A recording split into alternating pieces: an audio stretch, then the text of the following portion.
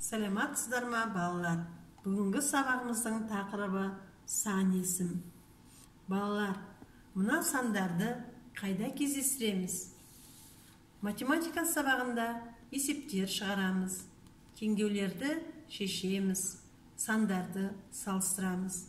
Біз тек математика сабағында емес, күнделікті өмірде де осы сандарды кездестіреміз.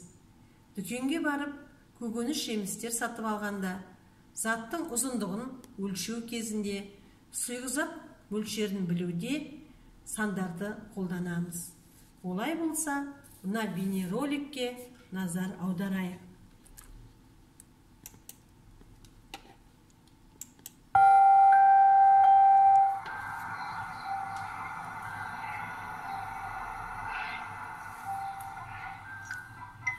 Дана, мынау сенің нөмірің. 65 саны жазылған.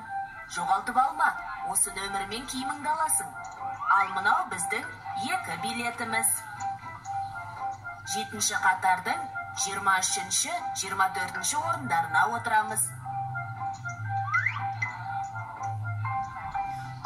11-ге 15 минут қалыпты. Әлі уақытымыз бар. Сондықтан мен екеумізге 2 балмызда қалып келейін. Сен мені осы 1-ші қабатта күте тұр.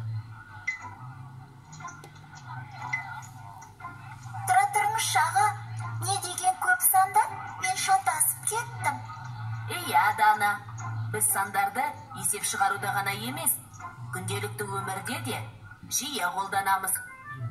Қарашы, сағатта, күнтізбеде, билеттерде сандар бар. Сен жасыңды, бойыңды, салмағыңды айтқанда да сандарды қолданасың. Сондықтан есіңе сақтап ал. Заттың санын, ретін білдіретін сөздерді сан есім деп атайды.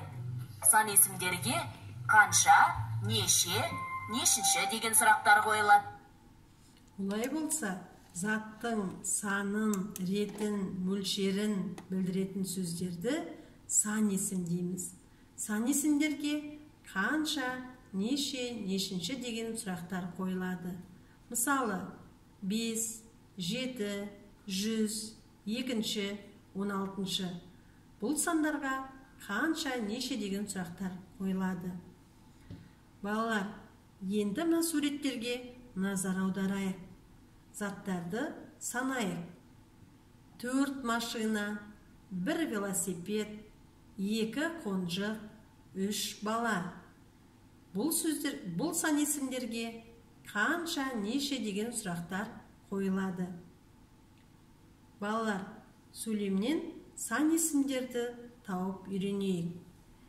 22-ші наурызда күн мен түн теңеледі. Нешінші наурызда? Сан есім 22-ші. Наурыз көже 7 түрлі тағамнан дайындалады. Неше түрлі тағамнан? Сан есім 7. Балалар, мына берілген мақалдардан сан есімдерді табайық. Батыр 1 рет өледі, қорқақ 1000 рет өледі. Сан есім 1, 1000. Неше деген сұраққа жауап береді. 50 жылда ел жаңа. Неше жылда? 50 жылда. Сан есім 50. 1 тал кессең, 10 тал ек. Сан есім 1, 10. Неше тал? 1 тал, 10 тал. Балалар, көп нүктенің орнына тиісті сан есімді тауып қоямыз. Керекті сөздерге қарайық. Керекті сөздер: 7, 2-ші, 9-шы, 75. Бірінші сөйлемді оқиық. Айжан нешінші сыныпта оқиды? Айжан 2-ші сыныпта оқиды. Ол демалыста неше лақ ертегісін оқыды? Керекті сөз 7. Нешінші мамыр жеңіс күні? 9-шы мамыр жеңіс күні. Керекті сөзіміз 9-шы.